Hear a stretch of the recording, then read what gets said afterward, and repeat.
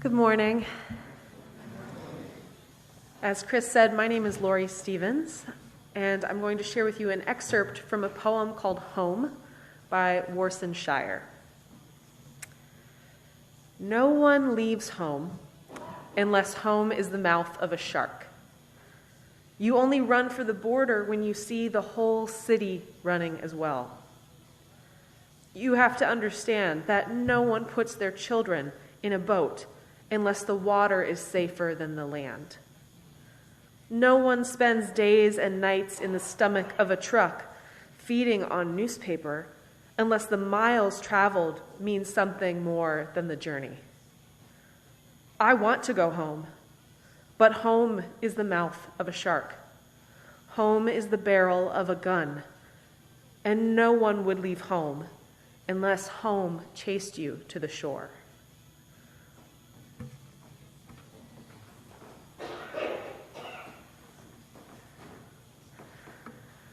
Friends, it's so good to be with you today. I'm Laura Randall, a minister on staff with UUSC, and Lori and I are really honored to be with you today.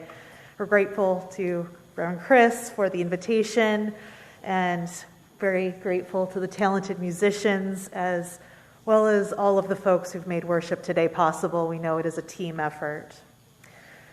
We're also grateful to everyone in this congregation who has supported UUSC over the years and continues to do so in these times of increasing need around the world. Some of you know that the UU Service Committee would not exist without the inspiration and work of members of First Parish Belmont, people who sat right where you are sitting now, people who also witnessed injustice and came together in this very sanctuary to ground themselves in community and find the courage to act. And we also know that this legacy is not one that belongs solely to the past. We know that First Church Belmont's commitment to creating a just, compassionate world is just as strong as ever. We've been learning about the Afghan family that you are supporting together in their resettlement in the United States. This journey of accompaniment and solidarity is one that dozens of other of UU congregations are on as well. And we hope that you will want to be in community with them too, through UUSC's Congregational Accompaniment Program for Asylum Seekers, or CAPAS. And we'll talk more about CAPAS soon. And we're grateful to be with you, to be in community during this frightening time as Russia's invasion of Ukraine continues to take lives and displace hundreds of thousands. It's so easy in times like this to feel powerless, right? What can we do from here? But this is why we come together in community, to help each other remember that we are not powerless. We are all connected. We belong to each other. And that means your neighbor in the next pew, in the next city, in the next country, or across the world. Whether your neighbor is from Central America or Afghanistan or Ukraine. We belong to each other. And because we are all connected, each act of compassion, every movement towards justice and love reverberates, ripples out along the strands of the interconnected web. Many of you may be familiar with the poem which Lori read at the beginning of the service by Somali British poet Warsan Shire. Shire's words, "No one leaves home unless home is the mouth of a shark," have become a rallying cry for refugees. Imagine what would have to happen to make you lift a loved one and what possessions you can carry in your arms and leave the home you've made forever. You travel as far as your tired feet can take you Some of your possessions get stolen, or you become separated from the family and friends you've been traveling with. Then imagine after this harrowing journey, you find yourself begging mercy from a vast nation state. You have fled the mouth of the shark and run right into the biblical sea beast, the sovereign power which Thomas Hobbes called the Leviathan. In the book of Job, it is described as being able to breathe fire. In Isaiah, it is called the torturous serpent, which will be killed at the end of time.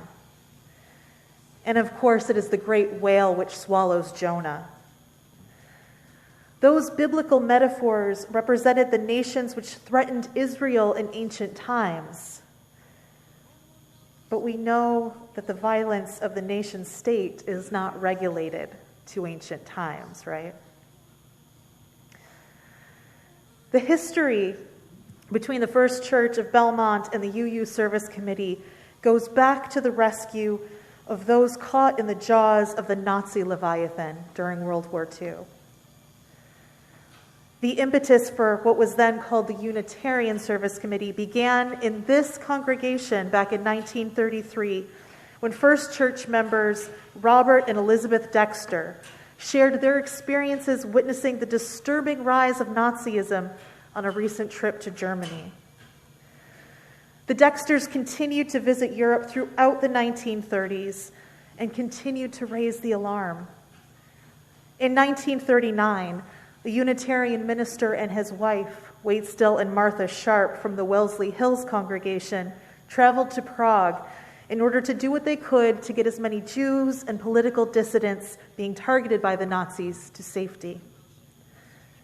Later that same year, another First Church of Belmont member, Seth Gano, chaired the American Unitarian Association's Refugee Study Committee and asked the Dexters to return to Europe for a 4-month fact-finding mission.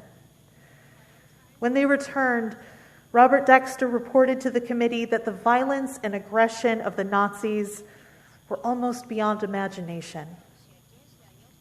The AUA officially created the Unitarian Service Committee in May of 1940 to do what they could to assist those being targeted by Nazi violence.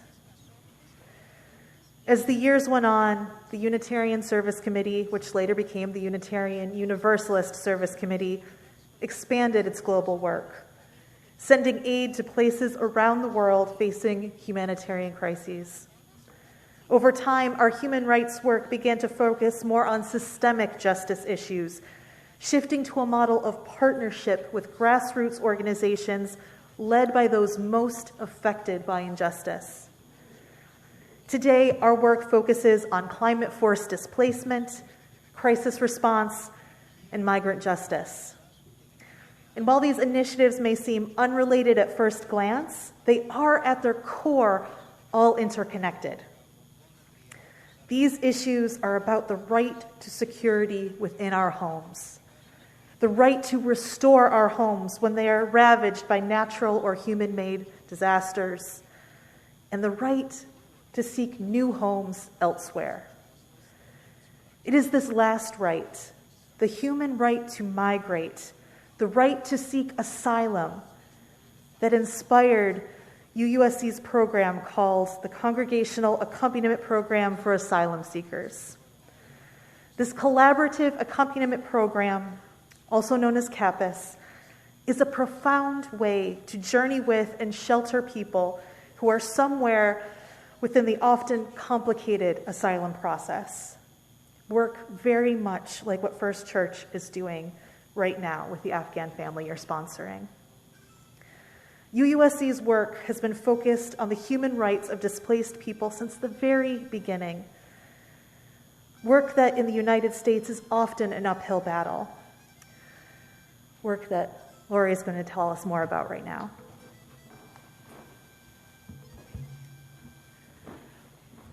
Yes, as Laura is saying, anti-immigration rhetoric, cruel enforcement policies, and the near complete dismantling of the U.S. asylum process has been escalating in recent years. but it is in no way a new phenomenon. A new federal administration does not automatically mean that things will improve for those attempting to migrate to the United States. In fact, during the first year of the Biden administration, little has changed when it comes to welcoming refugees.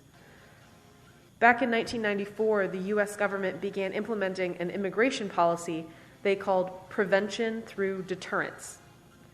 This policy relies on increasing restrictions at checkpoints and militarizing populated areas along the U.S.-Mexico border. This forces refugees to attempt travel through the inhospitable and often deadly mountainous desert landscape if they wish to enter the United States, the land which used to be theirs. As we Mexican Americans often say, we didn't cross the border crossed us. Approximately 9,000 people are believed to have died due to the prevention through deterrence policy since it was implemented in 1994. How terrible must the mouth of that shark be to make people risk such a dangerous journey? And this is just one tiny sliver of the way our country makes it nearly impossible to come here safely or legally. This is one face of our Leviathan. Within this context of immigration injustice in our country, many people, both within and beyond refugee communities, have looked for new ways to change this system. All over the country, neighbors and friends have created networks to accompany refugees to immigration hearings, legal and medical appointments, and check-ins with the Immigration and Customs Enforcement Agency, or ICE. They offer emotional care and comfort in times of stress and fear, provide a ride or translation services or advocacy before a judge, meet people in transition at bus stations and with supplies for their journey, and help them find secure housing and work. In all these forms, accompaniment is an invitation to witness, to listen, and to show up. It is a practice of being human together in the face of extremely dehumanizing systems and circumstances. For those of us who are not directly targeted by ICE, accompaniment brings us closer to the violence of our immigration and criminal punishment systems, creating opportunities to build relationships with those who are impacted. As a result, many who engage in accompaniment become deeply transformed and grow more committed to disrupting these harmful systems and acting for a more liberated future for all. You might be familiar with the story of Pinocchio. Hard left turn, but trust me, it'll make sense. A lonely puppet maker named Geppetto creates a wooden surrogate son. Pinocchio gets lost at one point, and while searching for him, Geppetto is swallowed by a whale. There's that Leviathan again. The little wooden puppet, now searching for Geppetto, swims down deep into the ocean to find his father in the belly of the great sea beast.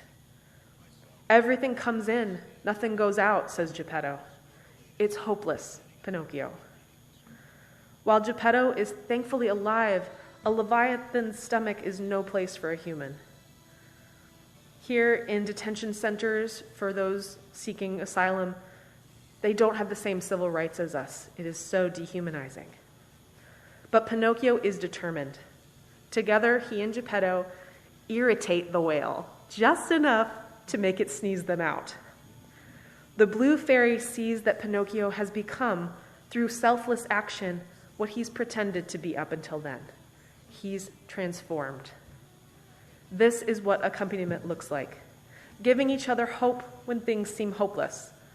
Asylum seekers aren't just helpless victims waiting to be saved. By sticking with them through the belly of the beast, they can help us realize that we've been stuck in its gut all along. Our global system is full of sea monsters. Leaping from one to another is no longer acceptable. We might not be able to tame the beasts by ourselves. They are enormous, and we are so small. But if we stick together and light a little fire, maybe, just maybe, we can make them sneeze. We are linked together in this work, friends, both because of our shared Unitarian Universalist values and also by your commitment to offer shelter and material aid to our neighbors seeking asylum. This act is one of the many ways we are partnering together in service of the beloved community. One of the ways we act to make a difference where we can, when we can. Because now more than ever, this week, y'all, it matters. By being in solidarity with and sharing resources with people seeking asylum in this tangible way, you are saying yes to justice, yes to community, yes to that which affirms life. This is one of the countless ways we become the beloved community that we seek to create. We each have a role to play in its creation, each of us bringing our broken, growing selves in service to wholeness, recognizing that your liberation is bound up with those who have none, because no one is free until everyone is free. Thank you.